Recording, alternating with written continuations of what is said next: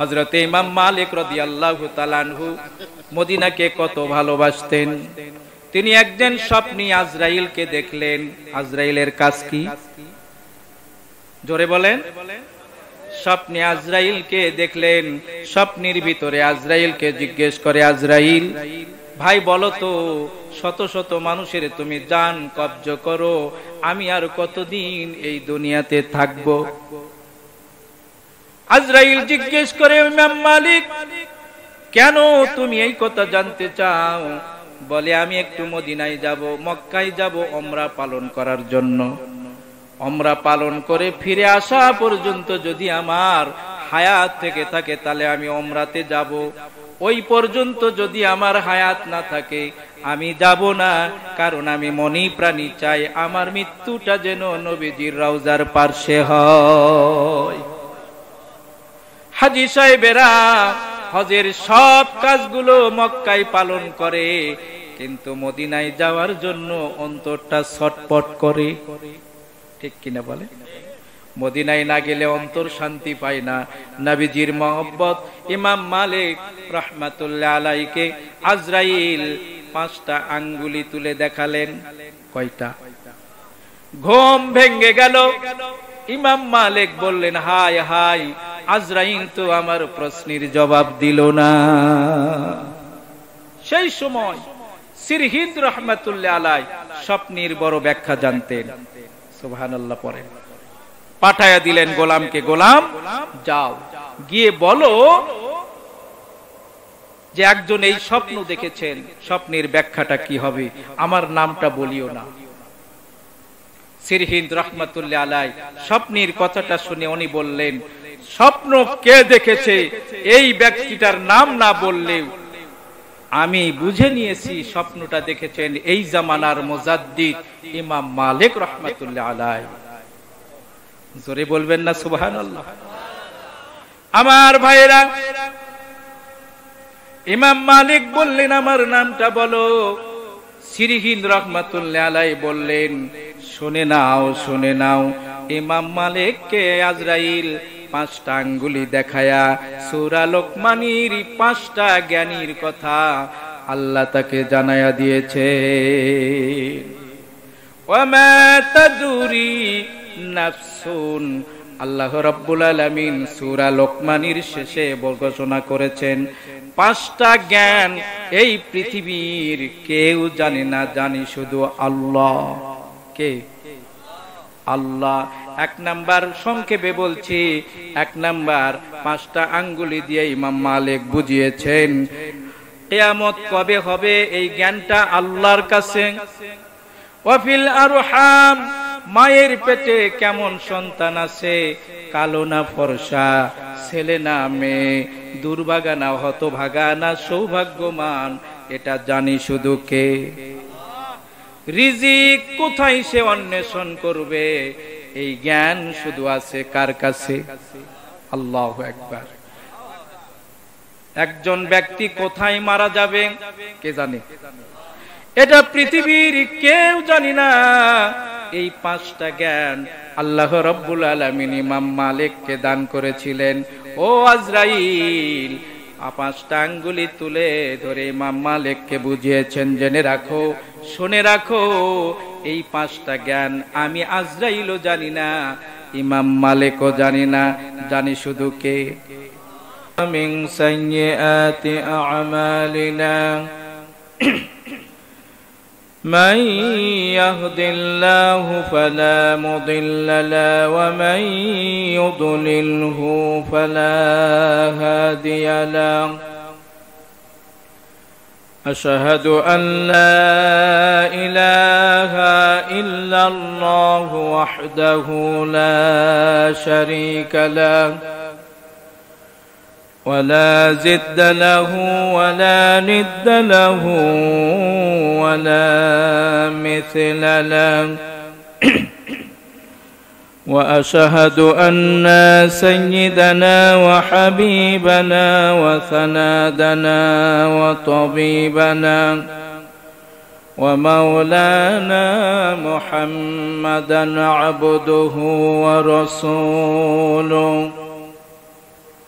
قال الله تعالى في كلامه المجيد وفرقانه الحميد সবাই জবান খুলে পড়ুন আউযু বিল্লাহি মিনাশ শাইতানির রাজীম বিসমিল্লাহির রাহমানির রহিম আল্লাযীনা يتبعون الرسول النبي الأمي الذي يجدونه مكتوبا عندهم في التوراة والإنجيل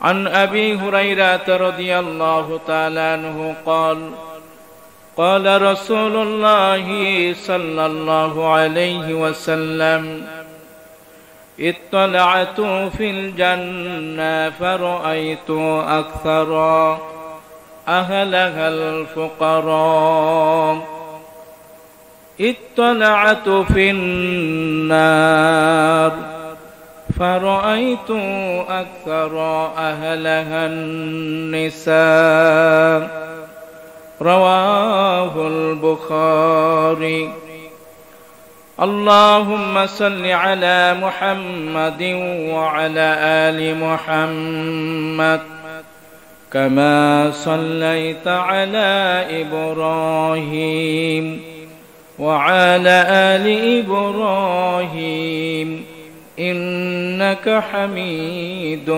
مجيد الحمد لله সমস্ত প্রশংসা জ্ঞাপন করছি সেই মহান মনিবের শাহী দরবারে যে আল্লাহ তাবারক তাআলা আমাদেরকে শারীরিক সুস্থতা রেখে দুনিয়াবী বিভিন্ন কর্মকাণ্ড থেকে বিরত রেখে কালামুল্লাহ কোরআনের আলোচনার একটি মাজলিসে বসার মতো, শোনার মতো, কিছু বলার মতো সুযোগ করে দিয়েছেন। অন্তরের অন্তঃস্থল থেকে সর্বশক্তি প্রয়োগ করে মাবুদের দেওয়া জবান দিয়ে সমুচ্চ সুরে আল্লাহকে রাজি আর খুশি করার জন্য আমরা সেই আল্লাহর শুকর জ্ঞাপন করছি আলহামদুলিল্লাহ। আরো একটু জোরে বলা যাবে কি আলহামদুলিল্লাহ। লক্ষ কোটি দরুদ ও সালাম পেশ করছি সোনার মদিনা সবুজ গম্বুজের নিচে আমার আপনার প্রিয় হাবিব যিনি শুয়ে আছেন তার উপরে সকলে পড়ে নেই সাল্লাল্লাহু আলাইহি ওয়াসাল্লাম। আজকের এই তাফসিরুল কোরআন মাহফিলের সম্মানিত সভাপতি, সামনে উপবিষ্ট ইসলাম দরদি মুসলমান ভাইরা, পর্দার আড়ালে মা এবং ভগ্নীগণ, সবাইকে আন্তরিক মোবারকবাদ জানাচ্ছি। বাসুরা পশ্চিমপাড়া জামি মসজিদের উন্নয়ন কল্পে আজকের এই তাফসিরুল কোরআন মাহফিল সভাপতিত্ব করছেন জনাব আব্দুস সবুর সাহেব, সহসভাপতি প্রধান মেহমান কামরুল আলম সহ মঞ্চে উপবিষ্ট ওলামায়ে কেরাম সকলকে আন্তরিক মোবারকবাদ জানিয়ে শুরু করছি সংক্ষিপ্ত কিছু আলোচনা। কোরআনুল কারিমের একটি সূরা, সূরাটির নাম হলো আরাফ। কি নাম? 157 নম্বর আয়াতে কারিমা থেকে কিছু আলোচনা করব ইনশাআল্লাহ। আগেই বলেছি ভূমিকা বাদ যাবে। আমরা যে কয়জন বসতে পেরেছি আমরা চেষ্টা করব শেষ পর্যন্ত বসে থাকার।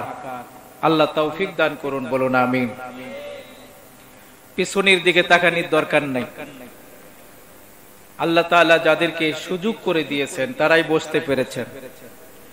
আমরা বিশ্বাস করি রাসূলের হাদিস, লোক সংখ্যা কম হতে পারি কিন্তু আল্লাহর ফেরেশতা কম নয়।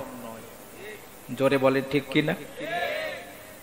কারণ গরমের সময়ের ফজরের নামাজের ফজিলত শীতকালীন ফজরের নামাজের ফজিলত একরকম নয়, ঠিক কিনা বলে?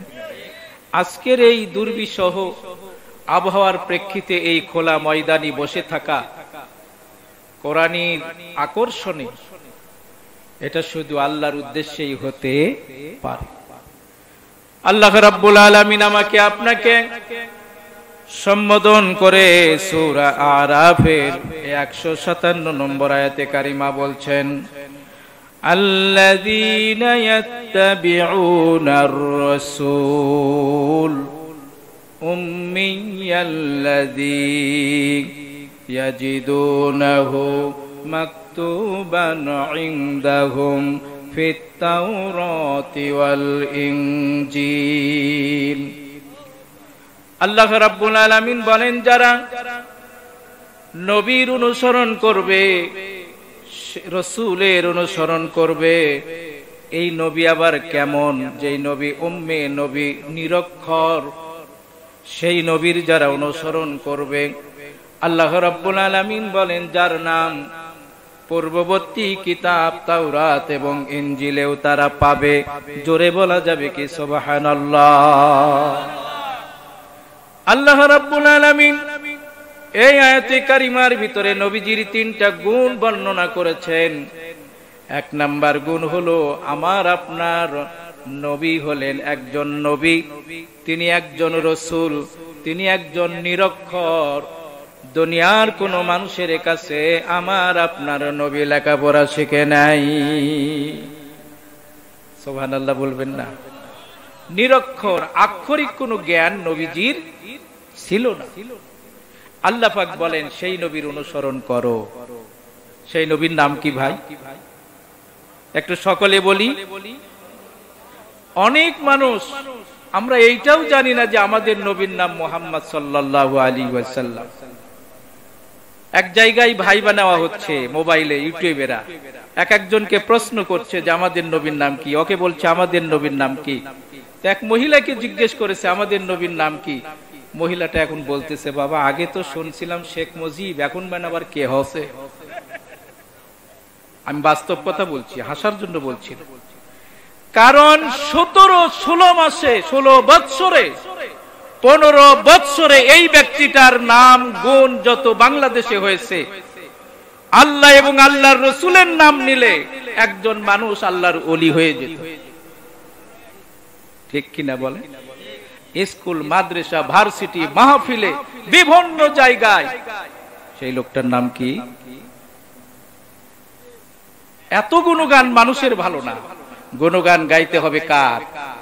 আরো জোরে বলতে হবে কার?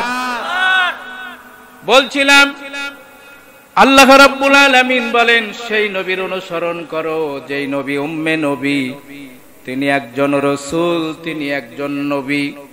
নবী কাকে বলে, রাসূল কাকে বলে? বাংলাদেশের মুসলমানেরা শুনে রাখুন, নবী হলেন তিনি যাকে আল্লাহ তাআলা নবুয়ত দান করেছেন, কিন্তু এরকম কোন আসমানি কিতাব দেন নাই। রাসূল হলো তিনি যাকে আল্লাহ রাব্বুল আলামিন কোরআন দান করেছেন, কিতাব দান করেছেন এবং নবুয়তও দান করেছেন, তিনি হলেন রাসূল। আমার আপনার নবীকে আল্লাহ রাব্বুল আলামিন উম্মে নবী হিসাবে আনার 2টা কারণ। 1 নাম্বার কারণ হলো, আল্লাহ রাব্বুল আলামিন যদি আমার আপনার নবীকে বিশ্ববিদ্যালয়ে পাস করে আনতেন, ভার্সিটিতে পাস করে আনতেন, কোন জ্ঞানী গুণী হয়ে যদি তিনি দুনিয়াতে আসতেন, কোরআন যখন আরবের লোকদের কাছে বলতো, তখন তারা বলতো মুহাম্মদ আগে থেকেই পণ্ডিত, কোরআন বানায়া বানায়া লিখেছে। ঠিক কিনা বলে? এই জন্য আল্লাহ রাব্বুল আলামিন আমার আপনার নবীকে উম্মি বলেছেন, উম্মি করে দুনিয়াতে এনেছেন, জান্নাতের সার্টিফিকেট দান করবেন। সুবহানাল্লাহ পড়ে। নবীরা জান্নাতের এই সার্টিফিকেট নিয়া জান্নাতের দরজায় গিয়ে ঠোকা মারবেন, জান্নাতের দরজা খুলে দাও। ফেরেশতারা বলবেন আপনাকে মান আনতা, বলবে আমি আদম, পৃথিবীর প্রথম নবী, প্রথম মানুষ। ফেরেশতারা বলবে না না, আজকে জান্নাতের দরজা আদমের জন্য খোলা হবে না। ইব্রাহিম খলিল যাবেন, বলবে আমি আল্লাহর জন্য নিজের সন্তানকে কোরবানি দিয়েছিলাম, নিজের সন্তানদেরকে বনবাস দিয়েছিলাম, জান্নাতের দরজা খুলে দাও। ফেরেশতারা বলবে না না, ইব্রাহিম খলিলের জন্য জান্নাতের দরজা খোলা হবে না। ঈসা রূহুল্লাহ যাবেন, বলবেন আমার জন্য জান্নাতের দরজা খুলে দাও। আমাকে আল্লাহ রাব্বুল আলামিন বাবা সারা দুনিয়াতে নিয়ে গিয়েছিলেন। ফেরেশতারা বলবে না, আজকে আপনার জন্য জান্নাতের দরজা খোলা হবে না। আল্লাহর নবী বলেন, প্রত্যেকটি নবীরা জান্নাতের দরজায় কড়া নাড়বে, কারো জন্য জান্নাতের দরজা খুলবে না। আমি নবীজি এরপরে জান্নাতের দরজায় গিয়ে ঠোকা মারবো। জান্নাতের প্রহরীরা বলবে, মান আনতা, আপনি কে? আমি বলবো, আমি মুহাম্মাদুর রাসূলুল্লাহ। একটু জোরে বলা যাবে কি সুবহানাল্লাহ? আমি নবী।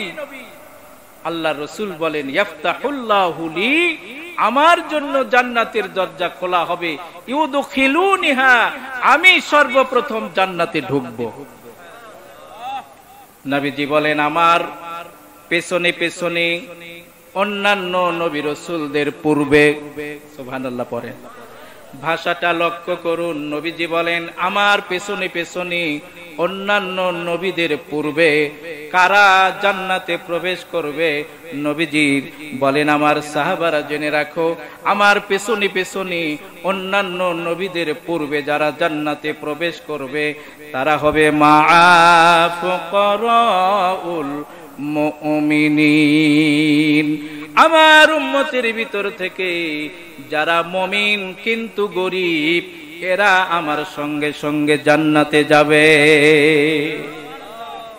বোঝা গেল? নবীজির পেছনে একদল লোক যারা জান্নাতে যাবে তারা হবে গরীব মানুষ। তারা কি? আরো জোরে বলেন, আরো জোরে বলেন। ক্বালা রাসূলুল্লাহি সাল্লাল্লাহু আলাইহি ওয়াসাল্লাম, ইত্তলাআতু ফিল জান্নাহ, নবীজি বলেন, আমি জান্নাতের ভিতরে উকি মেরেছিলাম। ফারাআইতু আকতারা আহলাহাল ফুকারা, আমি লক্ষ্য করে দেখেছি জান্নাতের অধিকাংশ মানুষগুলো হলো গরীব মানুষ। গরীব মানুষগুলো জান্নাতে অধিকাংশ হওয়ার কারণ কি? এই কোরআন যারা মেনে নিয়েছিলেন, এই কোরআনের জন্য যারা জীবন দিয়েছিলেন, এই কোরআনের বিধানগুলো যারা সর্বপ্রথম মেনে নিয়েছিলেন, এরা ছিল গরীব মানুষ। ঠিক কিনা বলে? আজও এই কোরআনের পক্ষে যারা কথা বলে তারা অধিকাংশ গরীব। কোরআনের মাদ্রাসাতে যাবেন, অধিকাংশ গরীব ঘরের সন্তানেরা লেখাপড়া করে। একজন বলছিলেন যে আজকে ইঞ্জিনিয়ার ডাক্তার চলে গেছে সব বড় লোকের বাড়িতে, আর কোরআনের হাফেজ আলিম গুলো চলে গেছে গরীব আর মধ্যবিত্তের ঘরে। ঠিক কিনা বল? এখানে যারা বসে আছেন কোটিপতি কেউ আছেন? আল্লাহু আকবার। ওদের বসার তো জায়গাই হয় না, ওরা এখানে বসতে ইতস্ত বোধ করে। নবীজি বলছেন এটা হলো জান্নাতের বাগান। বুঝাতে চাচ্ছিলাম আমার আপনার নবীর মর্যাদা কত বেশি, আমার আপনার রাসূলের মর্যাদা কত বেশি। সেই নবী সর্বপ্রথম জান্নাতে যাবেন, এরপরে নবীজির উম্মত যারা আল্লাহর কোরআনকে জীবন বিধান হিসাবে জীবনের সর্বক্ষেত্রে মেনে নিয়েছে তারা জান্নাতের দিকে চলে যাবে। বলুন সুবহানাল্লাহ। আল্লাহ রাব্বুল আলামিন বলেন, وَمَن يُطِعِ الرَّسُولَ فَقَدْ أَطَاعَ اللَّهَ, যে ব্যক্তি রাসূলকে মেনে নিল, রাসূলের আনুগত্য করলো, সে যেন আল্লাহ রাব্বুল আলামিনের আনুগত্য করলো। বলুন সুবহানাল্লাহ। সর্বক্ষেত্রে মানব কাকে? নামাজে, হজে আল্লাহ এবং আল্লাহর রাসূল। আর রাজনীতি করব কার জন্য? ওটা নিজের মন খুশি। ঠিক কিনা? না, আল্লাহ পাক বলছেন সূরা হাসর 7 নম্বর আয়াত, আল্লাহ রাব্বুল আলামিন বলেন, ওয়ামা আতাকুমুর রাসূল ফাখুযুহু ওয়ামা নাহাকুম আনহু ফান্তাহু। আল্লাহ রাব্বুল আলামিন বলেন, আমার নবী তোমাদের কাছে যা কিছু নিয়ে এসেছেন এটাকে তোমরা গ্রহণ করো, আর নবীজি যা তোমাদেরকে নিষেধ করেছেন তা থেকে তোমরা বিরত থাকো। কার কথা? বোঝা গেল এই কোরআনের শুরু থেকে শেষ পর্যন্ত একটা মানুষ মেনে নিবে, তার নাম হবে মুমিন। তার নাম কি? মুমিন। নবীজি হাদিসের শেষে বলেন, ইত্তলাতু ফিন নার, আমি জাহান্নামের দিকে উকি মেরেছিলাম, ফারাআইতু আকসারা আহলাহাল ফুকারা, আমি লক্ষ্য করে দেখেছি জাহান্নামের অধিকাংশ মানুষগুলো হলো মহিলা। নাউজুবিল্লাহ পড়বেন না? অধিকাংশ কারা? মহিলারা। অধিকাংশ মানুষগুলো হবে মহিলা। আল্লাহর নবী নিরক্ষর, আক্ষরিক কোন জ্ঞান আল্লাহ রাব্বুল আলামিন তাকে দেন নাই। কারণ দুটি বললাম, এজন্য একজন মুসলমান নিজের জীবনের চাইতে ভালোবাসবে নবীকে।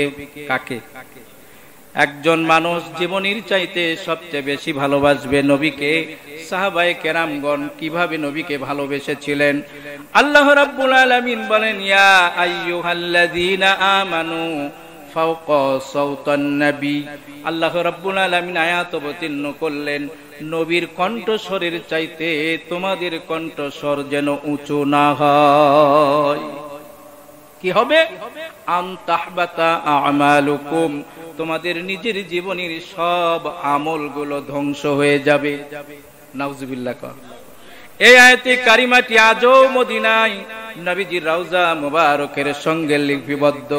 নবীজি জীবিত থাকতে নবীজির শানি দরবারে নবীর কণ্ঠস্বরের চাইতে কণ্ঠস্বর যেরকম উঁচু করা যায় ছিল না। আল্লাহর নবী বলেন, আমি ইন্তিকাল হয়ে গিয়েছি, আজও আমার রওজা মুবারকে উচ্চ স্বরে কোনো কথা বলার পারমিশন উম্মতকে দেওয়া হয় নাই। আয়াত অবতীর্ণ হয়ে গেল। হযরতে ওমর বললেন, নবীজির সঙ্গে আমি আজ থেকে কথা বলাই বন্ধ করে দিব। আবু বকর বললেন, আমি নবীজির সঙ্গে ফিসফিস করে কথা বলবো। নবীজির একজন সাহাবী ছিলেন আবু কুবাইস রাদিয়াল্লাহু তাআলা আনহু, তিনি অঝর নয়নে কান্না করছেন। সাহাবারা বললেন, কুবাইস তুমি কান্না করো কেন? কায়েস তুমি কান্না করো কেন? বলে, আমি কান্না করি এই জন্য, কারণ তোমরা তো সবাই জানো স্বাভাবিকভাবে আমার কণ্ঠস্বরটা একটু উঁচু। আমার কণ্ঠস্বর এমনিতেই উঁচু, এমন মানুষ আছে না? হযরতে কায়েস রাদিয়াল্লাহু তাআলা আনহুর কান্না নবীজির কান পর্যন্ত পৌঁছে গেল। নবীজি বললেন, কায়েস তুমি চিন্তা করো না, আমার মহব্বতে তোমার যখন চোখের পানি বের হয়েছে, আমি নবীজি তোমার জন্য সুসংবাদ জানাইয়া দিলাম, তুমি একজন জান্নাতি মানুষের পরিচয় নিয়া দুনিয়াতে বেঁচে থাকবে। আমি তোমাকে জান্নাতি বলে পরিচয় দিলাম, তুমি দুনিয়াতে বেঁচে থাকবে জান্নাতি মানুষ হিসাবে। সুবহানাল্লাহ। তুমি একটা যুদ্ধে শাহাদাত বরণ করবে। কায়েস রাদিয়াল্লাহু তাআলা আনহু যখন রাস্তা দিয়ে যেতেন, সবাই তখন বলতো, জান্নাতি মানুষ যদি দেখতে চাও কায়েসের দিকে তাকাও। আলহামদুলিল্লাহ। আমার বন্ধুগণ, ইয়ামামার যুদ্ধে হযরতে কায়েস রাদিয়াল্লাহু তাআলা আনহু শাহাদাত বরণ করেছিলেন। সুবহানাল্লাহ। আমি বলছিলাম, নবীজির উম্মে নবীর অনুসরণ করতে বলেছেন, শুধু জীবনের দুই একটা ক্ষেত্রে নয়, প্রত্যেকটি ক্ষেত্রে। আমরা কে কে নবীজির প্রত্যেকটি জীবনের ক্ষেত্রে অনুসরণ করতে রাজি আছি? দুহাত তুলে আল্লাহকে একটু দেখাই। লিল্লাহে তাকবীর। আরো জোরে হবে, লিল্লাহে তাকবীর। আলহামদুলিল্লাহ। একটু বড় বাচ্চা দিতে হবে, মন খারাপ করছে। আপনাদের সাউন্ড দেখে মনে হলো যে আলোচনা করা যাবে ইনশাআল্লাহ। লোক কম বেশি দেখে আলোচনা হবে না, মোরাল কিছু কথা বলবো। একটু রাজি আছেন তো? আমি বলছিলাম, আজকের মেহমান না কামরুল ভাই? ও আচ্ছা ভাই, আচ্ছা। একটু জিকির করেন, লা ইলাহা লা ইলাহা ইল্লাল্লাহ, লা ইলাহা ইল্লাল্লাহ, লা ইলাহা।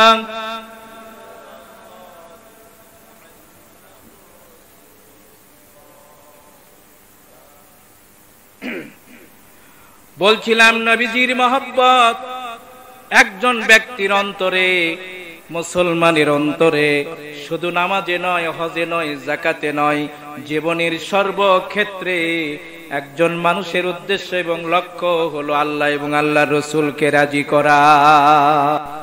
নবীজি একদিন বক্তব্য দিচ্ছেন মসজিদে নববীতে, সাহাবায়ে কেরামগণ আল্লাহর রাসূলের সামনে বসা। মসজিদে নববীর প্রথম দরজার নাম হলো বাবে জিব্রাইল, শেষ দরজার নাম হলো বাবুস সালাম। এই বাবুস সালামের পাশে আমার আপনার নবীজির রওজা। হাজী সাহেবেরা এই বাবুস সালাম দিয়ে নবীজিকে সালাম দিয়ে দিয়ে বাড়ির দিকে ফিরে। সুবহানাল্লাহ। নবীজি বক্তব্য দেন, এই বাবুস সালামে দাঁড়ায় একজন বালক নবীজির বক্তব্য শুনছিলেন।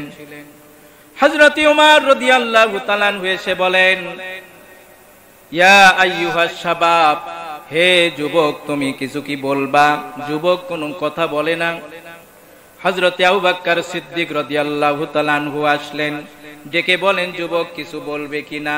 বলে না, কোনো জবাব দেয় না।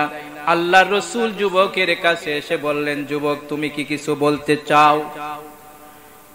যুবক কেঁদে দিয়ে বলেন, ইয়া রাসূলুল্লাহ, গত রজনীতে স্বপ্নের ঘোরে আমি লক্ষ্য করে দেখেছি আপনার এই সুন্দর চেহারার মানুষটি আমার জীর্ণ শীর্ণ কুটিরে এসে হাজির হয়েছে। জোরে বলবেন না সুবহানাল্লাহ। ইয়া রাসূলুল্লাহ, শুধু তাই নয়, আপনি আপনার পবিত্র ডান হাতখানা দিয়ে আমাকে একটা খেজুর খাওয়াইয়া দিয়েছেন। ইয়া রাসূলুল্লাহ, ঘুম যখন ভেঙ্গে গেল লক্ষ্য করে দেখি খেজুরের বিচি আমার মুখের ভিতরে।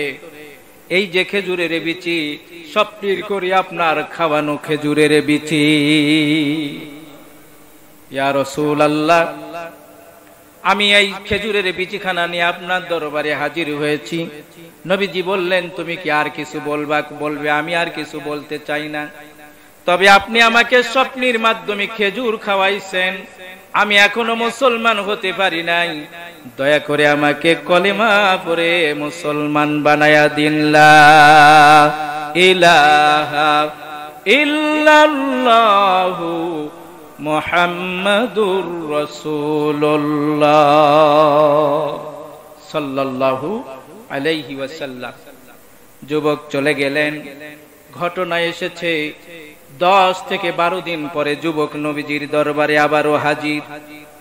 নবীজি বললেন, যুবক কিছু বলবা না? কি বলবেন ইয়া রাসূলুল্লাহ? আমি তেমন কিছু বলতে চাই না, বরকতের জন্য, ফজিলতের জন্য এই খেজুরের বিচিটা আমি সব সময় সঙ্গে রাখি। জোরে বলা যাবে কি সুবহানাল্লাহ? মুসলমান নবীজির মহব্বতে স্বপ্নের ভিতরে খাওয়ানো খেজুরের বিচি নিয়ে ঘুরে বেড়ায়, আর মুসলমান আমরা পা থেকে মাথা পর্যন্ত নবীজির সুন্নাত নিয়ে ঘুরতে লজ্জাবোধ করি। ঠিক কিনা? সকালে দাড়ি না কাটলে বের হওয়া যায় না, আছে না? আমি কাউকে শরম দেওয়ার জন্য বলছি না। যুবক যদি পারেন দাড়ি মোবারক রাখার জন্য চেষ্টা করেন। নবীজির এমন একটা সুন্নাত দাড়ি যেইটা চলে যাবে কবর বাড়ি। সব কিছু আপনার আমার বিচ্ছিন্ন হবে, দাড়ি বিচ্ছিন্ন করা। মা বোনেরা যারা রয়েছেন, ছেলেদেরকে, স্বামীদেরকে চেষ্টা করবেন নবীজির এই সুন্নাত পালনের জন্য। করব তো ইনশাআল্লাহ।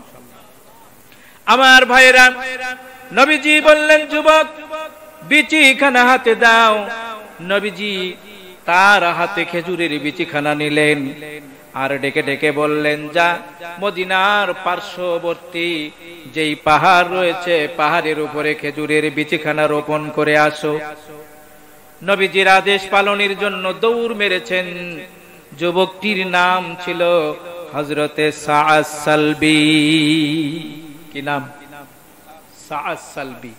দৌড় দিয়েছেন, পাহাড়ের চূড়ায় উঠেছেন, খেজুরের বিচি রোপণ করে লক্ষ্য করে দেখেন শাহাদত আঙ্গুলিতে রক্ত দেখা যায়। কি দেখা যায়?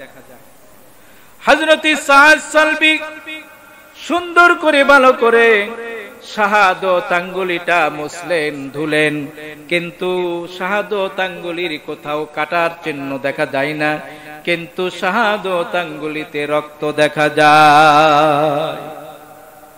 দৌড় দিয়েছেন নবীজির দরবারে, ইয়া রাসূলুল্লাহ, বিচিখানা রোপণ করলাম, শাহাদত আঙ্গুলিতে রক্ত দেখি। আল্লাহর নবী আকাশের দিকে তাকালেন, ছোট্ট বাচ্চার মতো হাউমাউ করে কেঁদে ফেললেন। আবার নবীজি আকাশের দিকে তাকালেন, এবার নবীজি ছোট্ট বাচ্চার মতো ফিক ফিক করে হেসে ফেললেন। বলুন সুবহানাল্লাহ। সাহাবায়ে কেরাম জিজ্ঞেস করলেন, লিমাযা তাবকি ইয়া রাসূলুল্লাহ, হে আল্লাহর নবী, আপনি কাঁদলেন আর হাসলেন, কান্নার এবং হাসার কারণটা কি? নবীজি বললেন, আমি এই হাসার কান্নার কারণ তোমাদেরকে কিছুদিন পরে বলবো। চিৎকার মেরে বলেন সুবহানাল্লাহ। নবীজি এই হাসার কান্নার কারণ পরে বলেছেন, আমিও আপনাদেরকে পরে বলবো ইনশাআল্লাহ। যুবক চলে গেলেন, আবার কিছুদিন পরে এসেছেন। ইয়া যুবক, তুমি কি আর কিছু বলবা? বলে, হুজুর ইয়া রাসূলুল্লাহ, আমার এখন বিবাহের বয়স হয়ে গিয়েছে, একটা বিবাহের প্রয়োজন। আল্লাহর নবী একখানা চিঠি লিখলেন, আলীকে বললেন, আলী চিঠি লেখো, মদিনার একজন ধনাঢ্য ব্যক্তির নাম ছিল তার আমের। কি নাম? আমেরের কাছে চিঠি লেখো, 2 লাইনের চিঠি। আমের, এই পত্রখানা যখন তোমার কাছে যাবে, এই পত্র বাহক যুবকের সঙ্গে তোমার কন্যার বিয়ে দান করিও। একটু জোরে বলা যাবে কি সুবহানাল্লাহ? যুবক সালবি পত্রখানা নিয়ে রওনা দিয়েছেন, তায়েফ নগরের দিকে যায় আর রাখালদেরকে জিজ্ঞেস করে, রাখালেরা তোমরা কি তায়েফ আর কত দূর? বলে, ওই যে গ্রামটা দেখছো তায়েফ নগরী। কেন সেখানে যাবে? যুবকদেরকে বলে না। সালবি রওনা দিয়েছেন, কিছু দূর যাওয়ার পরে এক রাখাল বলল, রে যুবক, তুমি কেন দৌড়াও? বলে, আমি দৌড়াই তায়েফ নগরীর দিকে। ভাই বলো তো, তায়েফ নগরীতে আমের নামে কেউ আছে নাকি? বলে, হ্যাঁ, সে বড় দানশীল মানুষ, খুব ভালো মানুষ। উট নিতে যাবে, খেজুর নিতে যাবে না, জব নিতে যাবে। বলো। বলে, আমি খেজুর উট চাই না, তুমি বলো তো দেখি তার কোনো কন্যা আছে কিনা। সুবহানাল্লাহ। রাখাল বলে, তোর মতলব খারাপ। মতলব কি? কেন? বলে, আমি তো তার ওই কন্যার জন্যই দৌড়াই। বলো তো দেখি কন্যাটা কেমন। বলে, এই মক্কা মদিনা তায়েব নগরীর ভিতরে সুন্দরী একজন কন্যা হলো আমেরের, শুনেছি তার নামটা হলো জামিলা। জামিলা মানে হলো সুন্দরী। সুবহানাল্লাহ বলেন, আরো জোরে বলেন সুবহানাল্লাহ। সন্তান যখন জন্মগ্রহণ করে, পিতামাতার 3টা দায়িত্ব এসে যায়। 1 নাম্বার দায়িত্ব হলো সুন্দর দেখে সন্তানের একটা নাম রাখা। কিন্তু আজ তো আমাদের সমাজের নাম গ্যাদা পেদা দিয়ে ভরপুর। 2 নাম্বার, সন্তান যখন জন্মগ্রহণ করবে, সন্তানকে দ্বীনি ইলম, আল্লাহর কোরআন শিক্ষা দিতে হবে। 3 নাম্বার, সন্তান যখন বড় হয়ে যাবে, বিবাহের উপযুক্ত হবে। এই সন্তানের ছেলে মেয়ে সৎ পাত্র পাত্রী দেখে বিবাহের ব্যবস্থা করা। এই 3টা দায়িত্ব প্রত্যেকটি পিতামাতার দায়িত্ব এবং কর্তব্য। কোনো একটি যদি আপনি পালন না করেন, কিয়ামতের ময়দানে এই সন্তান আপনাকে জাহান্নামের দিকে টেনে নিয়ে যাবে। ঠিক কিনা বলেন? সন্তানেরা কি বলবে? আল্লাহ পাক তা কোরআনুল কারিমে বলেছেন, ফাআদাল্লুনাস সাবিলা। এই বাবা মা আমাদেরকে, এই নেতারা আমাদেরকে পথভ্রষ্ট করেছে। সুতরাং দিফাইনি মিনাল আযাব, আমাদেরকে যা শাস্তি দিবেন আমার পিতা মাতাদেরকে তার ডবল দেন। নাউজুবিল্লাহ কবেন না। যুবক সালবি বলে, রাখাল আমি তো তায়েব নগরীর দিকে দৌড়াই ওই জামিলাকে বিয়ে করার জন্য। রাখাল একবার তার উট দুম্বার দিকে তাকায়, একবার সালবির চেহারার দিকে তাকায়া বলে, যুবক সালবি রে, আমার উট দুম্বার দিকে তাকালাম, তোর চেহারার দিকে তাকালাম, লক্ষ্য করে দেখি তোর চেহারার চাইতে আমার উট দুম্বার চেহারাটাই ভালো। নাউজুবিল্লাহ। কোন পাগল তোকে এই বুদ্ধি দিয়েছে বল? নাউজুবিল্লাহ কবেন না। রাখাল এই কথা যখন বলেছেন, রাখালের উট দুম্বাগুলো ওই মরু প্রান্তরে চলছিল, তাদের দিকটা পরিবর্তন করে রাখালকে চতুর্দিক থেকে ঘেরাও করে বলে, রাখাল কারণে অকারণে অনেক ব্যত্রাঘাত তুই আমাদেরকে করেছিস। রাখাল রে, আর একবার যদি আমাদের নবীর শানি এমন কথা বলো, আমাদের পায়ের খুর দিয়ে তোকে ছিন্ন বিচ্ছিন্ন করে মরু প্রান্তরের বালুর সঙ্গে তোকে মিশায়া দিব। লিল্লাহে তাকবীর। নবীজিকে শুধু মানুষ ভালোবাসে নাই, উট দুম্বাগুলো ভালোবেসেছে। চিৎকার মেরে বলেন সুবহানাল্লাহ।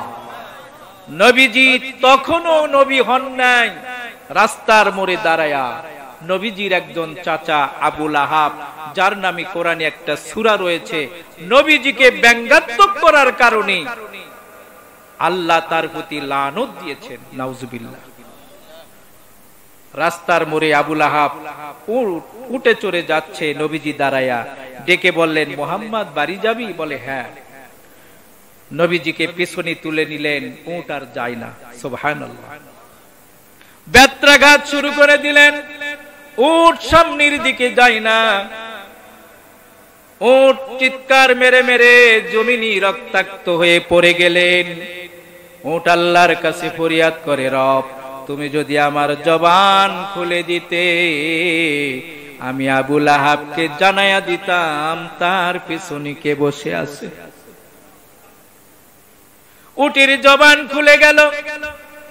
উট বলে, আবু লাহাব রে, আমাকে মারতে মারতে তুমি যদি আমার চলেও যায়, দুনিয়া থেকে যদি আমাকে বিদায় করে দাও, আমি এক কদম পিছনে ফেলবো না পা, যতক্ষণ পিছনে বসা ব্যক্তিকে সামনে নিবে না ততক্ষণ।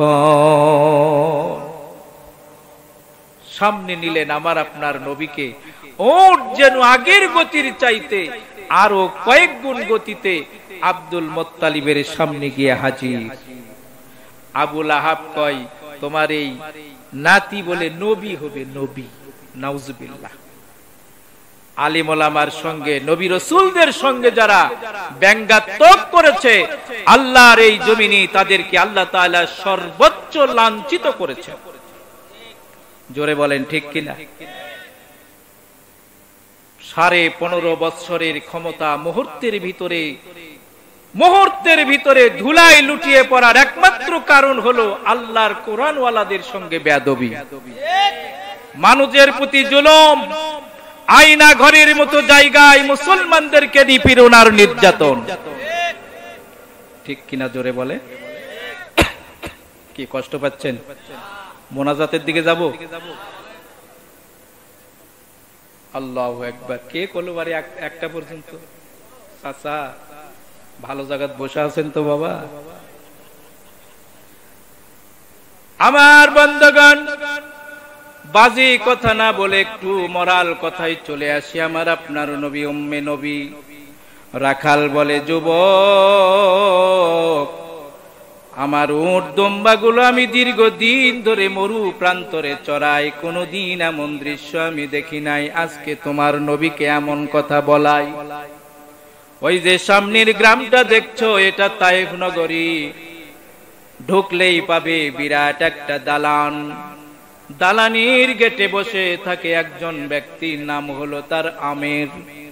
সকাল থেকে সন্ধ্যা পর্যন্ত মানুষকে দান করার জন্য আল্লাহর বান্দা ওখানে বসে থাকে।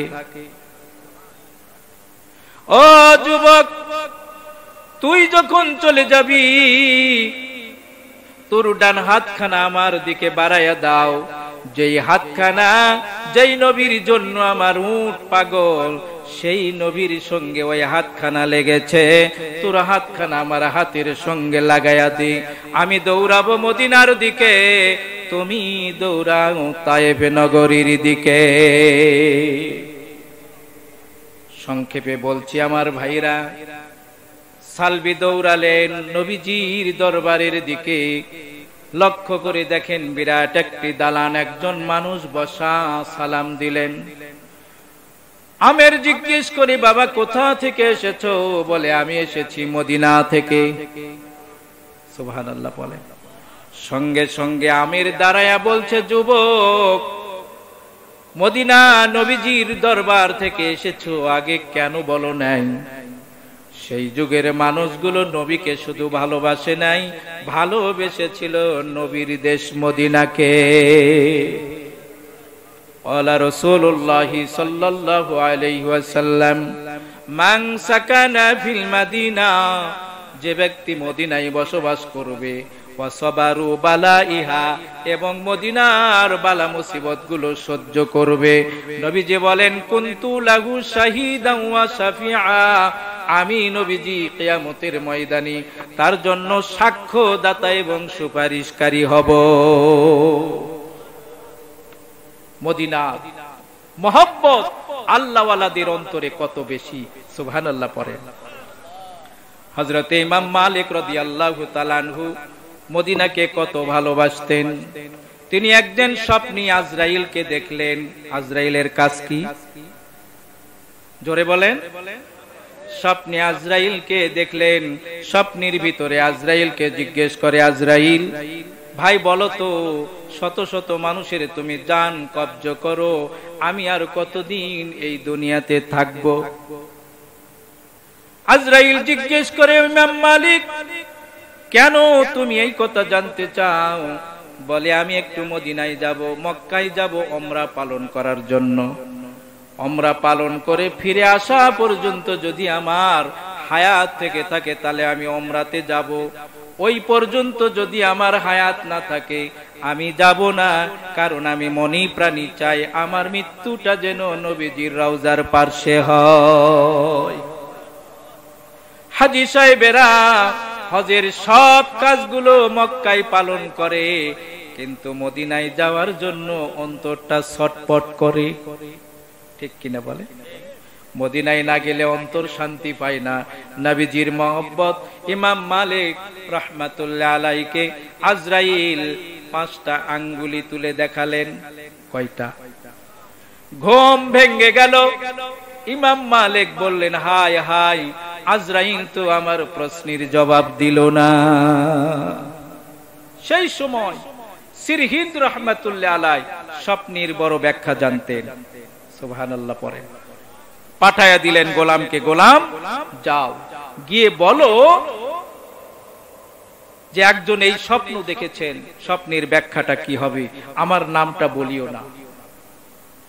সিরহিন্দ রাহমাতুল্লাহ আলাইহি স্বপ্নের কথাটা শুনে উনি বললেন, স্বপ্ন কে দেখেছে এই ব্যক্তিটার নাম না বললেও আমি বুঝে নিয়েছি স্বপ্নটা দেখেছেন এই জামানার মুজাদ্দিদ ইমাম মালিক রাহমাতুল্লাহ আলাইহি। জোরে বলবেন না সুবহানাল্লাহ। আমার ভাইরা, ইমাম মালিক বললেন, আমার নামটা বলো। সিরহিন্দ রাহমাতুল্লাহ আলাইহি বললেন, শুনে নাও, শুনে নাও।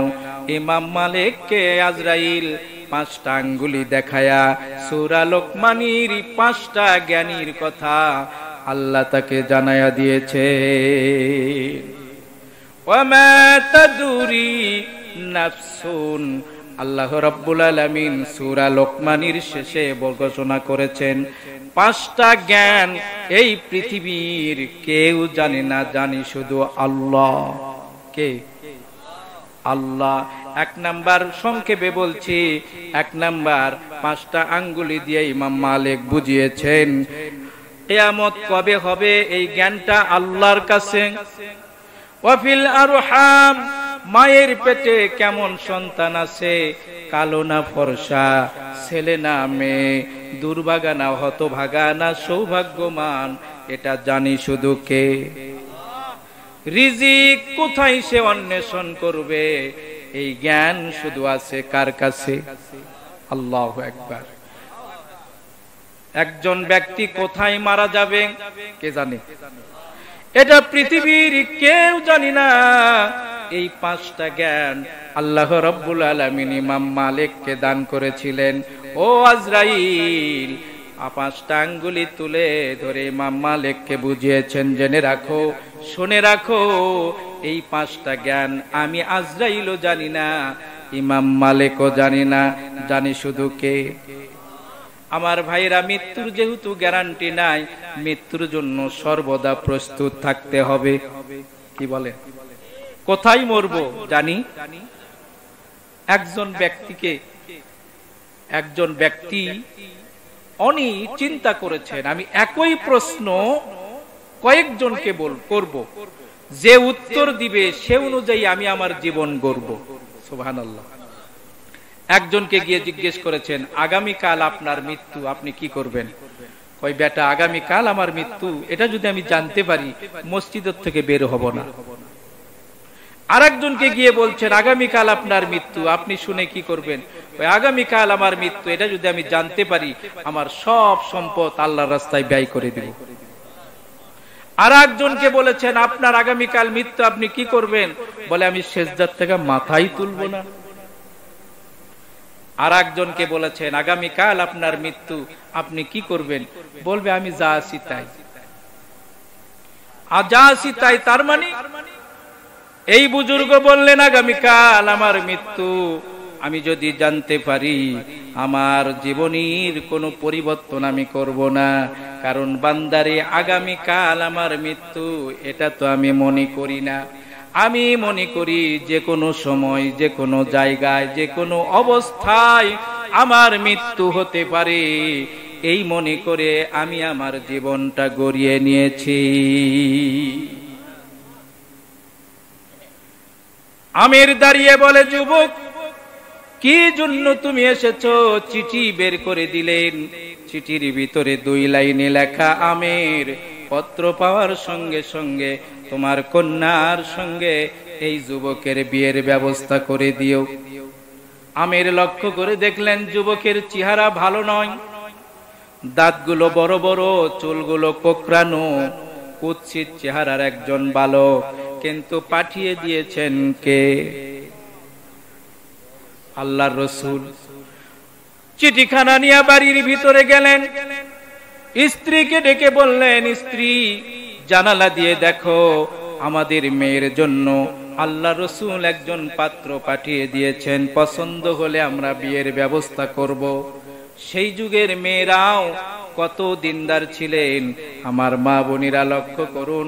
তিনি বললেন, আমির আমার স্বামী গো, আল্লাহর রাসূল আমাদের কন্যার জন্য পাত্র পাঠিয়ে দিয়েছেন, সেই পাত্রকে দেখা আমি আমরের স্ত্রীর জন্য উচিত হবে না।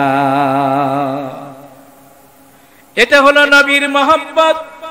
কুল ইন কুনতুম তুহিব্বুনাল্লাহ ফাত্তাবিউনি ইউহিব্বুকুমুল্লাহ ওয়া ইয়াগফিরু লাকুম যুনুবাকুম ওয়াল্লাহু গফুরুর রহিম।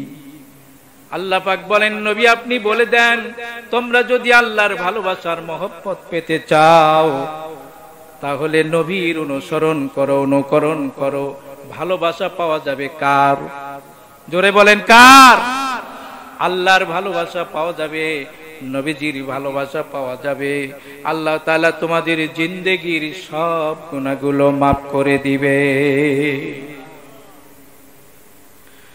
আমেরের স্বামী স্ত্রী 2 জন বললেন, চলো কন্যার কাছে গিয়ে আমরা প্রস্তাবটা দেই, তার আগে আমরা 2 জন একটু সলাতুল হাজতের নামাজ পড়ব।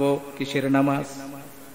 হাজতের নামাজ পড়ে আল্লাহর কাছে কান্নাকাটি করব, আমাদের কন্যার মনটা যেন আল্লাহ ঘুরাইয়া দেয়। একটু জোরে বলা যাবে কি সুবহানাল্লাহ? মুসলমান বিপদে পড়লে মসজিদ থেকে আরো দূরে সরে যায়, ঠিক কিনা? আজকে মসজিদের জন্য মাহফিল, জুমার দিন যত লোক পাওয়া যায় 5 ওয়াক্ত নামাজে আমরা তত লোক পাই না। 5 ওয়াক্ত নামাজের ভিতরে যত মুসল্লি পাই, ফজরের নামাজে আমরা সেই মুসল্লি পাই না। কারণটা কি? আল্লাহর রাসূল বলেছেন, ও দুনিয়ার মানুষ, তুমশি ইলা সলাতি সাদাকা, মসজিদের দিকে যেতে তুমি যে কদমগুলো ফেলো, এর প্রত্যেকটা কদম তোমার জন্য সদকা। আল্লাহকে যারা ভয় করে, আখিরাতকে যারা ভয় করে, এরা নামাজ থেকে বিমুখ হতে পারে না। আল্লাহ তাআলা কিছু ব্যক্তির প্রশংসা করেছেন, রিজালুল লা তুলহিহিম তিজারাতুন আন বাইউন আন যিকরিল্লাহ। আল্লাহ তাআলা বলছেন, কিছু মানুষ এই পৃথিবীতে আছে, কিছু মানুষ এই পৃথিবীতে আছে যাদেরকে ব্যবসা বাণিজ্য, ক্রয় বিক্রয় আল্লাহর জিকির থেকে বিরত রাখতে পারে না। আছে না নাই? ফজরের নামাজের ঠান্ডা পানি তাদের কাছে ঠান্ডা মনে হয় না, কারণ ইয়াতাকাল্লাবু ফীহিল কুলুবু ওয়াল আবসার, ওই কিয়ামতের দিনকে তারা ভয় করে, যেই দিন তাদের চক্ষুটা উল্টে যাবে। নিজে নামাজ পড়বো, ছেলে মেয়েদেরকেও পড়াবো।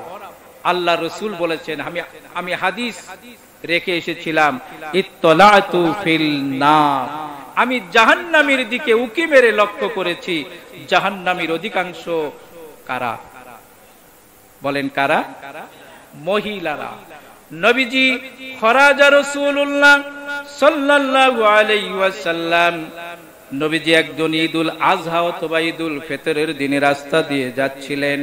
আল্লাহ রাসূল লক্ষ্য করে দেখলেন মহিলারা দণ্ডায়মান। তাদেরকে বললেন, তাসাদ্দাকনা উরিতুকুন্না আকসারা আহলাহান নার, হে নারী জাতিরা, দান সদকা বেশি করে করো, কারণ আমি নবীজিকে দেখানো হয়েছে তোমরা জাহান্নামী বেশি। সেই যুগের মহিলারা কত বুদ্ধিমতী ছিল, তারা বলল, কুলনা মা বিহিন্না ইয়া রাসূলুল্লাহ, হে আল্লাহর নবী, কোন অপরাধের কারণে আমরা জাহান্নামী বেশি হব? সুবহানাল্লাহ। নবীজি বললেন, 2টা কারণ। তাকফুরনাল আশীরা, তোমরা স্বামীদের অকৃতজ্ঞ। বুখারী শরীফের একটা হাদিস, নবীজি বলেন, তোমার স্ত্রীকে আজীবন ধরে তুমি সব কিছু দিয়েছো, একদিন যদি কোনো কিছু না দিতে পারো, ওই মহিলাটা বলে ফেলবে, এতদিন তোমার সঙ্গে সংসার করলাম, সুখ কি জিনিস তা পাইলাম না। কি বলেন? বলে না? নবীজি বলেন, তাকফুরনাল আশীরা, এটা হলো তাদের জাহান্নামে যাওয়ার কারণ। আল্লাহর রাসূল বলেন, আল মারআতু কাযিলঈ, মহিলারা বাঁকা হাড়ের তৈরি, বাঁকা হাড় দিয়ে তাদেরকে তৈরি করা হয়েছে এবং তাদের কথাগুলো হলো বাঁকা। ঠিক কিনা বলে? কথাগুলো কি? বাঁকা। আপনি যাবেন নুনুস বাজার, নাকি নুনুস বাজার হাটে, হালিমার মাকে ডেকে বলছেন, হালিমার মা, হলুদ লাগবে কিনা? উনি চট করে জবাব দিকে, আগামী কাল থেকে হলুদ ছাড়াই তরকারি হবে। ঠিক কিনা? আপনি কিন্তু সোজা কথা বলেছেন, সে কিন্তু বাঁকা দিকে চলে গিয়েছে। জিলউন মানে হলো বাঁকা। নবীজি বলেন, এই বাঁকার 3টা অর্থ। 1 নাম্বার হলো মেয়েদের জেদ বেশি, 2 নাম্বার অভিমান বেশি, 3 নাম্বার সন্দেহ বেশি। ঠিক কিনা বলেন? অধিকাংশ পরিবারে এই 3টা জেদ। ঈদের ভিতরে ভালো শাড়ি না নিয়ে দিলে জেদ যদি ধরে, ঈদ আপনাকে করাবে। কি বলে? অভিমান যদি করে, তাহলে আমার খবর আছে। কিনা? ঠিক কিনা বলে? আমি বাস্তব একটা কথা বলছি। আমার ওয়াইফের কাছে এক মহিলা আসছে একটু দোয়া তাবিজ নেওয়ার জন্য। দোয়া তাবিজ, স্বামী স্ত্রী দুইজনের ভিতরে ঠটকা লেগে স্বামী থাকে এক ঘরে, স্ত্রী থাকে আরেক ঘরে। এখন মেয়ে মানুষের জেদ, অভিমান, সে আর স্বামীর কাছে যায় না। এখন হুজুরের কাছে তাবিজ নিতে আসছে, তাবিজ নিয়ে ওর স্বামী যেন এই ঘরে আসে। নাউজুবিল্লাহ পরে। এই হলো মেয়েদের অভিমান, সন্দেহ। প্রত্যেকটি মেয়ে স্বামী যদি রাত 12টার সময় বাড়িতে আসে, সন্দেহ জেগে যাবে, ঠিক কিনা বলে? গভীর রাতে যদি এই মোবাইল ফোনের রিংটোন আননোন নাম্বার থেকে বেজে ওঠে, আপনারও খবর বেজে উঠবে। মেয়ে মানুষ অতিরিক্ত অধিক কথা বলার কারণে সংসারে অশান্তি জাগে, ঠিক কিনা বলে? অধিক কথা, বাচাল। আল্লাহর এক ওলির কাছে এক মহিলা গিয়েছেন পানি পড়া নেওয়ার জন্য। হুজুর, আমার স্বামী শুধু সারাদিন বকাবকি করে, একটু পানি পড়া দেন। আল্লাহওয়ালাদের হিকমত, পানি পরে একটু ফু দিয়ে দিছেন আর বলছেন, মা, তোমার স্বামী যখন বাহির থেকে বাড়ি ভিতরে ঢুকবে, মুখে পানি দিয়া তুমি চুপ করে থাকবা। বলুন তো, মুখে যদি পানি দিয়া কোনো মহিলা যদি থাকে, কথা বলতে পারবে? আল্লাহওয়ালাদের হিকমত হলো, পুরুষ মানুষ বাহির থেকে যখন বাড়ির ভিতরে ঢোকে, মেয়েটা তখন আজে বেসাল শুরু করে দেয়। তোমার মা এটা বলল, তোমার ভাই এটা বলল, তোমার বোন এটা বলল। চৈত্রী মাসের খা খা রোদ থেকে বাড়িতে ফিরেছেন, স্ত্রীর মুখে যখন এই কথাগুলো বলে শোনে, তখন শুধু বউকে নয়, 14 গোষ্ঠী পর্যন্ত তালাক দিয়ে দেয়, ঠিক কিনা? আল্লাহর ওলিরা বুঝেছেন তার কথা বন্ধ হলেই বাড়িটা ঠান্ডা হয়ে যাবে। এজন্য বলেছেন, মা, মুখে পানি দিয়া চুপ করে থাকবা, পানি যেন গলার ভিতরে না ঢোকে। 3 দিনে আমল করো, তাহলে আলহামদুলিল্লাহ।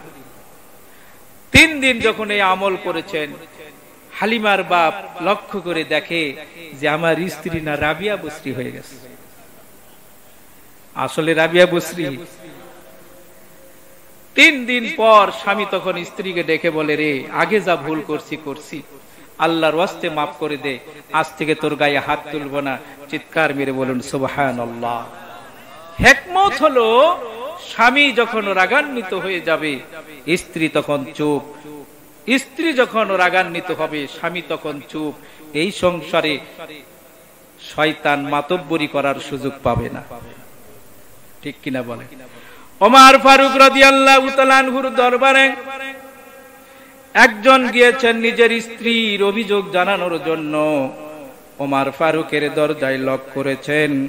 সঙ্গে সঙ্গে লোকটা লক্ষ্য করে দেখেন ওমর ফারুকের স্ত্রী ওমর ফারুককে বকাবকি করে। আদা জাহানের বাদশাহ ওমর ফারুকের স্ত্রী ওমর ফারুককে বকাবকি করে। লোকটা ঘুরে যায় আর মনে মনে ভাবে, ওমরের কাছে এসেছিলাম চিকিৎসা নেওয়ার জন্য, সেই রোগে তো হযরতে ওমর আক্রান্ত। চলে যাচ্ছে, দরজা খুলে বলেন, ইয়া আখি, হে আমার ভাই, কেন এসেছিলে? কেন তুমি চলে যাও? যেই রোগের চিকিৎসা নেওয়ার জন্য এসেছিলাম, আপনি তো সেই রোগের রোগী। ওমর ফারুক বলেন, ভাই আসেন, তাআল, আসো। কি বলেন? ওমর, আমার স্ত্রী সব সময় বকাবকি করে, আমার সঙ্গে ঝগড়া করে। ওমর ফারুকের একটা সলিউশন নেওয়ার জন্য এসেছিলাম। হযরতে ওমর কাছে ডাকলেন, তার গায়ে হাত দিলেন, মাথায় হাত দিয়ে বললেন, ভাইরে, আমার স্ত্রী আমার বাড়িতে একজন ধোপা, আমার স্ত্রী আমার বাড়িতে একজন রাধুনী, আমার বাবুর্চি, আমার স্ত্রী আমার বাড়িতে একজন মেথর। কয়টা? মেথর, বাবুর্চি এবং ধোপা। আমার স্ত্রী এই বাড়ির সমস্ত মানুষের কাপড়গুলো ধুয়ে দেয়, ঠিক কিনা? এই হিসাবে আমার স্ত্রী আমার বাড়ির ধোপা, আমার বাড়ির রান্না বান্না এজন্য আল্লাহ রাসূল বলেছেন ওয়াইন ইস্তামতা আকামতাহা ওয়া কাসরাহা ইন ইস্তামতাআত ইওয়াজ, তুমি যদি তোমার স্ত্রীর কাছ থেকে উপকার পেতে চাও, ওই বাঁকা, সন্দেহ, অভিমান, জেদ, বেশি কথা বলা, এগুলো নিয়েই তোমাকে সংসার করতে হবে। এটাকে যদি সোজা করতে যাও তাহলে ভেঙ্গে ফেলবে। আমার ভাইরা, এজন্য বলছিলাম নবীজির দুইজন সাহাবী এবং তার স্ত্রী আমের রাদিয়াল্লাহু তাআলা আনহু, তিনি বলছেন শুনে রাখো, চলো যাই দুইজন নামাজ আদায় করব। আজকে বাংলাদেশে অধিকাংশ মানুষ নামাজ পড়ে না, তার কারণ হলো বাংলাদেশে অনেক আইন আছে, নামাজ পড়ার আইন নাই। ঠিক কিনা জোরে বলেন? এটা মনে হয় আইন পাশ করাও দরকার নাই নাকি? আছে, দরকার আছে।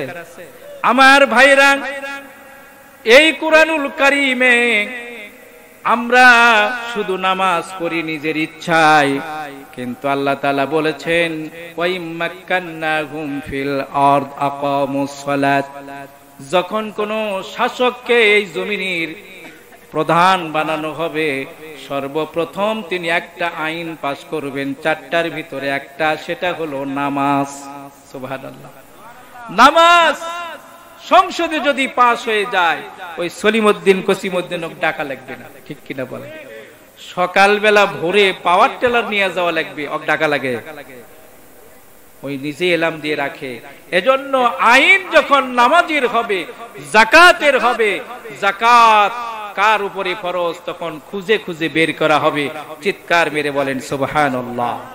ওই 360টা বাড়ি করার মতো কারো সাহস থাকবে না। এজন্য দরকার কি? আল্লাহর এই কোরআন জমিনে প্রতিষ্ঠা করার জন্য, চেষ্টা করার জন্য। আমার আপনার জীবনে যদি নাও হয়, আল্লাহকে বলতে পারবো চেষ্টা করেছি, চেষ্টা না করে মারা যাবেন, লাঠি ঘুতা খাওয়া লাগবে কবরে। ঠিক কিনা বলে? একটা উদাহরণ দেই, একটু বিরক্ত হচ্ছেন। একজন পিতার 3 জন সন্তান। কয়জন? 3 জন সন্তান। বাবা মৃত্যু শয্যায় শায়িত। একজন ছেলেকে ডেকে বলছে, ছেলে আমি একটু ডাব খেতে চাই। কি খেতে চাই? ডাব। ছেলে বলে, আব্বা ডাব খাবেন, এটা একটা কথা হলো? বাড়ির পাশে আব্দুর রহমানের কাছে দৌড় মেরেছে, আব্দুর রহমান আমাদের বাড়ির গাছের ডাব বাবা খেতে চাই, একটু পেরে দে ভাই। কয় একটা ডাব পারলে 25 টাকা আমাকে দিতে হবে। কয় টাকা? কেরে ডাব আমার, তো 25 টাকা দিব, দরকার নাই। বাবার কাছে আসা বলে, আব্বা চেষ্টা করছি, একটা ডাব পারতে বলে 25 টাকা নিবি। চলে আসছে। দ্বিতীয় ছেলে এসেছে, বেটা আমি একটু ডাব খেতে চাই। ও আরেকজনের কাছে গিয়ে বলে, ভাই রে আমার বাবা একটু ডাব খেতে চায়, একটু ডাব পেরে দাও। কয় ডাব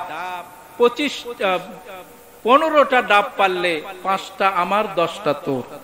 কই কি আমার গাছের ডাব পারতে 10টা তোক দেওয়া লাগবে, 5টা তোক দেওয়া লাগবে, 10টা আমি পাবো, দরকার নাই। বাবার কাছে এসে বলে, আব্বা 15টা ডাবের ভিতর 5টা ডাব কি মানসুক দেওয়া যায়? বাপ কই, ব্যাটারি ডাব আমার, আমি একটু এই বয়সে খেতে চাইছি, খাওয়াস নাই। ছোট্ট ছেলে মাঠ থেকে এসেছেন। মাঠ থেকে এসে বাবা ডেকে বলে, বাবা রে 2 জনের কাছে ডাব খেতে চেয়েছি, কেউ আমাকে ডাব পেরে দেয় নাই, তুই একটু চেষ্টা করে দেখ। ছোট্ট ছেলে বাবার খুব ভক্ত, সঙ্গে সঙ্গে হাসিয়া নিয়া, দড়ি নিয়া, একটা লাঠি নিয়ে রওনা দিয়েছেন ডাবের গাছের দিকে। উঠতে উঠতে ডাবের কাছে গিয়েছেন, ডাব পারবেন, এমন সময় ঠিঙ্গা ভেঙ্গে গিয়া, দড়ি ছিঁড়ে গিয়া নিচে এসে পড়ে 2 পা ভেঙ্গে আল্লাহর বান্দা মেডিকেলে ভর্তি। বলুন তো 3টা ছেলের কেউ কি বাবাকে ডাব খেতে পেরেছে? কিন্তু বাবা কার উপরে সন্তুষ্ট? ঠ্যাং ভাঙ্গাডা। ও কিন্তু খাওয়াইতে পারে নাই, কিন্তু ঠ্যাং ভেঙ্গে গিয়েছে। যখন সংবাদ গিয়েছে তোমার ছোট ছেলে ডাব পারতে গিয়া পা ভেঙ্গে মেডিকেলে ভর্তি, বাবা দুই চোখের পানি ছেড়ে দিয়ে কাঁদে আর বলে, বেটা আমাকে ডাব খাওয়াতে গিয়া তুই পা ভেঙ্গেছিস, আয় আয় আমার জমি জমা সবটুকু তোমার জন্য ওয়াকফ করে দিলাম। এই জমিনে আমরাও তিন শ্রেণীর মানুষ। এক শ্রেণীর মানুষ কয়, ওরে বাবা ইসলামী তো রাজনীতি নাই, ঠিক না বলে, কয় ইসলামী রাজনীতি নাই, ওটা করাই যাবে না। আর একজন কয়, খবরদার এই ইসলামী রাষ্ট্র যদি প্রতিষ্ঠিত হয় মানুষের হাত কেটে দেওয়া হবে। নাউজুবিল্লাহ। এ আইন কার? আস-সারিকু ওয়াস-সারিকাতু ফাকতাউ আইদিয়াহুমা, চুরি করলে চোরের হাত কেটে দিতে হবে। এই আইনকে যারা ভয় করে তারা কি কোরআন মানে? আর এক শ্রেণীর মানুষ এই পৃথিবীতে রয়েছে যারা আল্লাহর এই কোরআন প্রতিষ্ঠা করার জন্য জেল খাটে, জুলুম করে, জুলুম সহ্য করে। 15 বছর কিছুদিন আগেও যারা বাড়িতে ঘুমাইতে পারত না, এরা ফাঁসির কাস্টে ঝোলে। এরা এই কোরআনের স্লোগান দিতে গিয়ে পুলিশের গুলি খেয়ে ল্যাংড়া লুলা চক্ষু হাত পা হারিয়ে যায়। আল্লাহ বলেন, বান্দা তিন শ্রেণীর ভিতরে কেউ তোরা বাংলাদেশে ইসলামী রাষ্ট্র কায়েম কর, নবীজির দরবারে গিয়া আমরা ক্ষমা চেয়ে নিব। জামিলা এবার বাবা মাকে ডেকে বলে, মা এই মোহাম্মদী তায়েব নগরীতে অনেক মানুষের ঘরে কন্যা ছিল, কিন্তু আল্লাহর নবী তোমার জন্য পাত্র পাঠিয়ে দিয়েছেন, জামাই পাঠিয়ে দিয়েছেন, যেই নবীজি যাকে পছন্দ করেছেন আমেরের কন্যার দেখার অধিকার তার নাই। এটা হলো ঈমান। বাংলাদেশে বিয়ের জন্য কত দাড়িওয়ালা ছেলেকে অনেক মেয়েরা পছন্দ করে না। যখন 3 তালাক খায় অশান্তি, যখন দেখে ছেলে মদ গাঞ্জার ফেনসিডিল খায়, তখন তালাক হওয়ার পরে সে দাড়িওয়ালা খোঁজে। ঠিক কিনা? কয় দেখেন তো হুজুর, এনে দিনদার দেখেন, একটু দাড়িওয়ালা দেখেন, আগে তো দাড়ি চাচা দিয়ে দেখছি। ঠিক কিনা বলে? আল্লাহু আকবার। আমি বলি, মারে যেই মেয়েটা দাড়ি দেখে নবীজির সুন্নাত দেখে বিবাহ বন্ধনে আবদ্ধ হবে, কিচ্ছু যদি ওই ছেলেটার ভিতরে না থাকে, নবীজির একটা দাড়ি রাখার মতো মহব্বত তার আছে। এখন মেয়েরাই শুধু ছেলেকে পছন্দ করে না, মেয়েরও আগে মেয়ের মায়ের পছন্দ হওয়া লাগবে। আমি বাস্তব কথা বলছি, একটাই মেয়ে, ছেলের সব দিক থেকে ভালো আলহামদুলিল্লাহ, কিন্তু ছেলেটার একটু দাড়ি আছে। বাবা, মেয়ের বাবা গিয়ে বলছে, ছেলের তো সব দিকই ভালো, কিন্তু সমস্যা হলো একটা। কি সমস্যা? তুমি যদি এটা মেনে নাও তাহলে খুব ভালো হবে। মেয়ের মা কয়, কি সেই সমস্যা বলো? কয়, ছেলের না দাড়ি আছে। কয়, আমার ঘরত কি নাই? আমার ঘরে কি নাই? তাই দাড়িওয়ালা ছেলের সাথে আমার একমাত্র মেয়ে বিয়ে দেওয়া লাগবে। নাউজুবিল্লাহ পড়েন। আমেরের কন্যা বলে, বাবা তাড়াতাড়ি বিবাহের ব্যবস্থা করে দাও। বিরক্ত হচ্ছেন? আর কিছুক্ষণ হলে কি কষ্ট পাবেন? আমি একটা জায়গায় আপনাদেরকে নিয়ে যেতে চাই। আমার বন্ধুগণ, বিয়ের ব্যবস্থা হয়ে গেল। বাসর রজনীতে হযরতে সালবি এবং জামিলা প্রবেশ করছেন। লক্ষ্য করে দেখেন, জামিলা লক্ষ্য করে দেখেন আমার স্বামীর চোখে পানি। ডেকে বলেন, স্বামী গো, কান্না করেন কেন? বাসর রজনীতে আজকে তো কান্না করার কথা নয়। বলে, কান্না করি এই জন্য, এই বাসর রাতে তোমাকে দিবার মতো আমি সালবির ঘরে কিছু নাই। জামিলা বলে, স্বামীরে কেঁদো না, আমি বাবার উত্তরাধিকারী সূত্রে যত সম্পদ পাবো, এই সম্পদগুলো তোমার 10 পুরুষ পর্যন্ত যদি ভক্ষণ করে শেষ করতে পারবা না।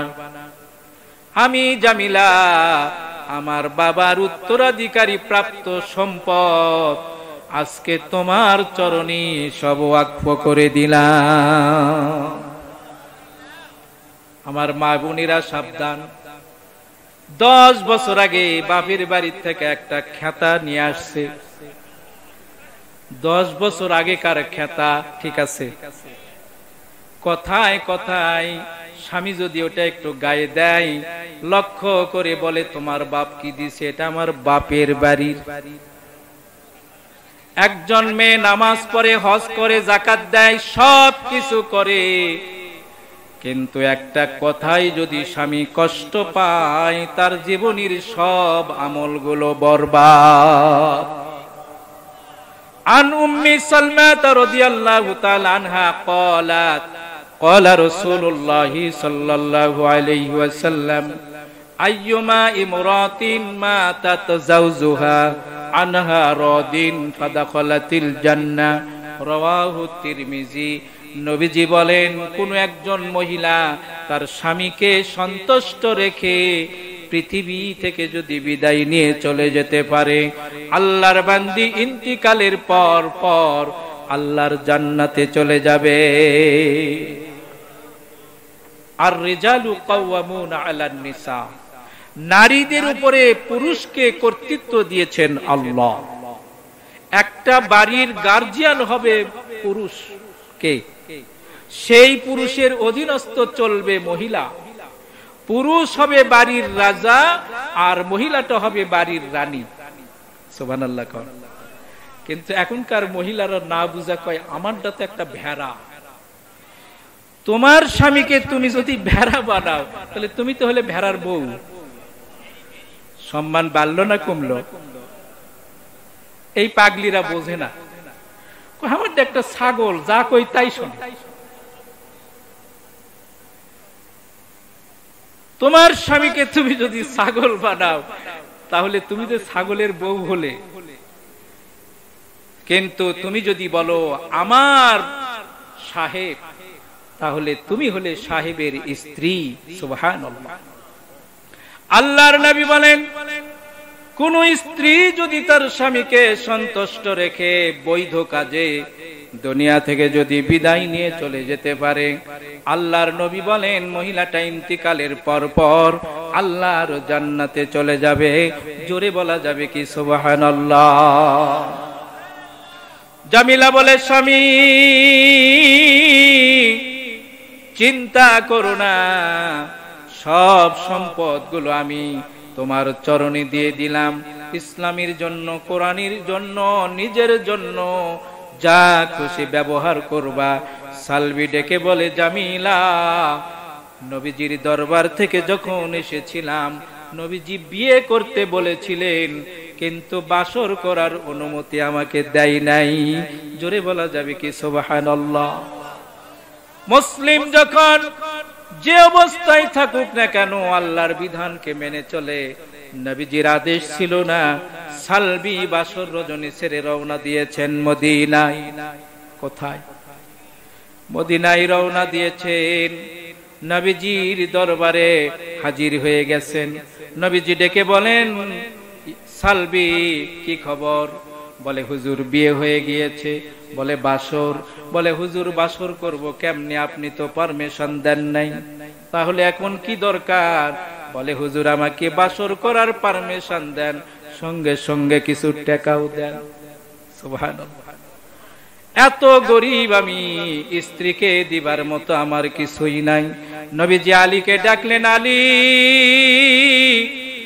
2 লাইনে একটা চিঠি লেখো আমার কলিজার টুকরা ওসমানীর কাছে।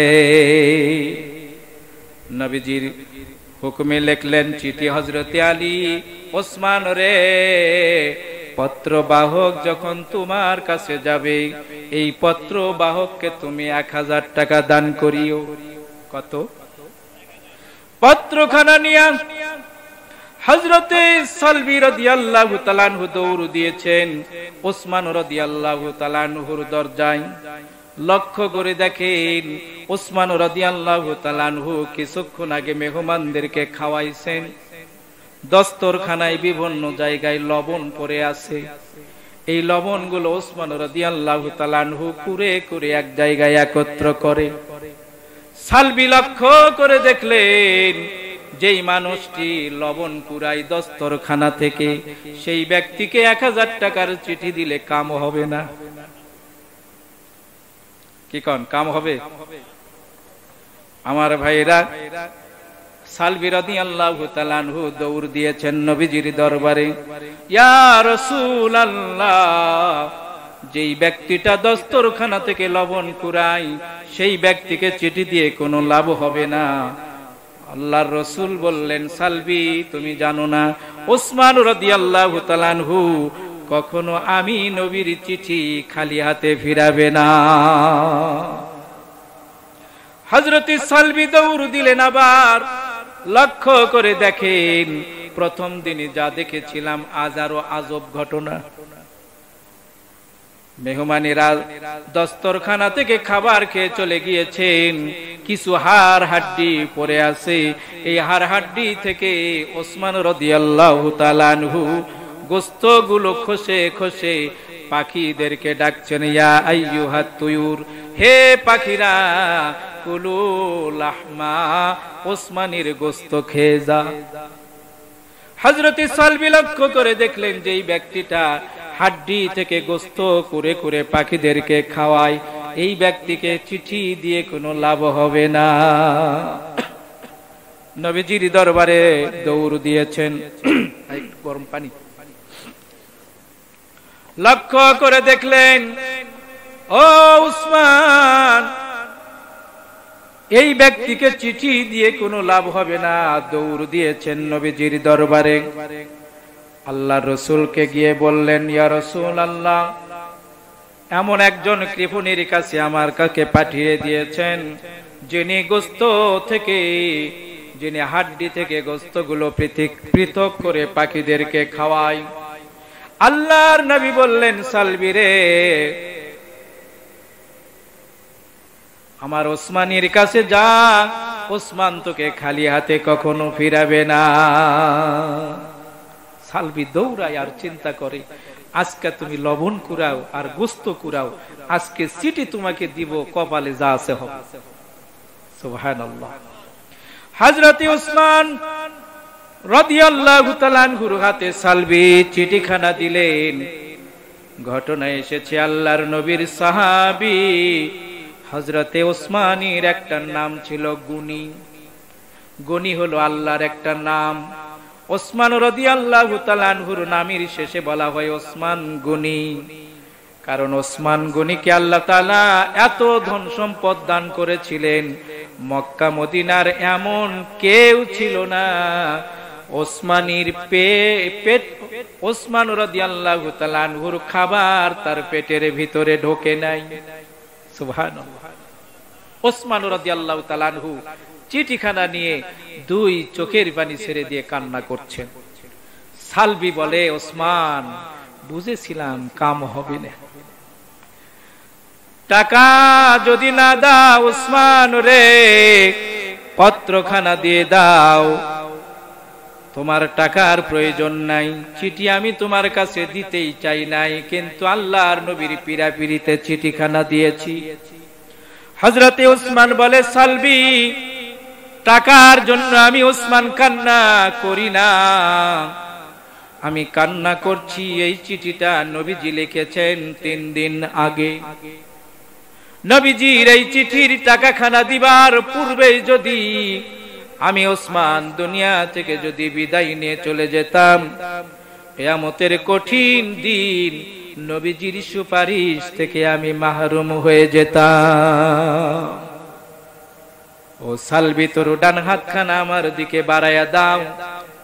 প্রথম দিনের জন্য নেও 1000, দ্বিতীয় দিনের জন্য নেও 1000, তৃতীয় দিনের জন্য নেও 1000, আর নবীজির এই চিঠির সম্মানার্থে নেও 1000। কত হলো? 4000 টাকা নিয়ে সালবি নবীজির দরবারের দিকে দৌড়ায়। হযরতে ওসমান হাতখানা ঝাংটি দিয়ে ধরে বলে, সালবি রে, টাকা পেয়ে দৌড়াও কেন? বলে চাইছিলাম 1000, পাইছি 4000, তোমার কথা শোনার টাইম সালবির নাই। ঠিক কিনা? হযরতে ওসমান বলে সালবি রে, টাকা পেয়েছিস, আনন্দ করে নবীর দরবারের দিকে দৌড়াও।